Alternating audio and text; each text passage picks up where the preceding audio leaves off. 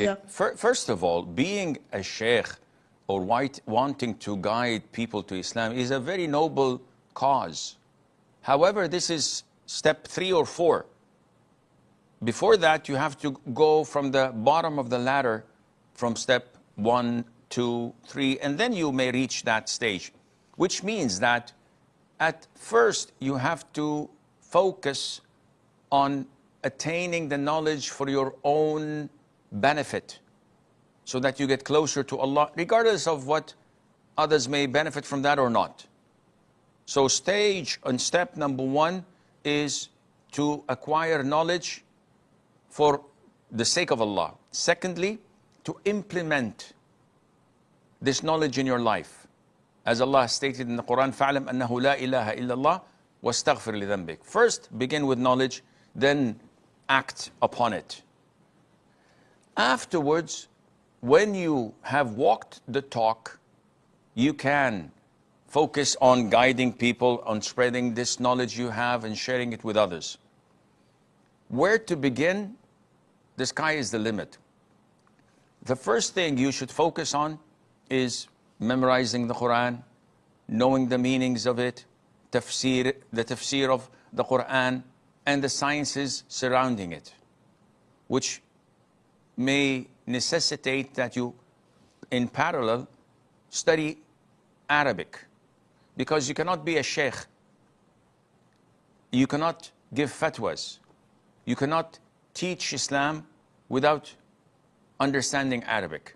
Otherwise, you'll be depending on some other people's translation, and this is not proper or even allowed for someone to give such verdicts without himself mastering the Arabic language and knowing the Quran himself. Also, you have to study Aqidah, and you start with the basics. So after going through a program of studying the tafsir of the Quran and knowing the vocabulary of the Quran and when and why such verses were revealed, what is abrogated and what is not abrogated and the likes, and memorizing the Quran, you should focus on issues of Aqidah. So you study the basics of Aqidah, the beautiful names of Allah Azza wa Jalla and His attributes. Also you study the concept of Tawheed, Al-Rububiyyah and Al-Uluhiyyah in the book of Tawheed, Kitab al-Tawheed by Sheikh Muhammad ibn Abdul Wahhab is one of the basics in the 101 in Tawheed. Also you can study the book of the 3 principal fundamentals, and as you go up you study Al-Aqidat al-Wasitiyyah and Al-Tahawiyyah.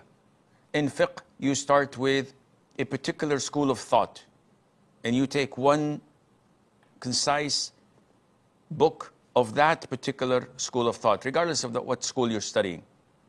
And then after you finish it, then you grow up to something bigger, and then you go up to comparing schools of thought together, and then you go to books like Bulugh al-Maram or Umdat al-Ahkam, where you can take the most authentic opinion from the hadith directly, so that you can filter all what you've studied throughout this methodology, and so on.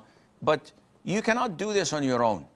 You need a sheikh, a tutor, a scholar who would mentor you and guide you throughout the way, insha'Allah Azza wa Jal.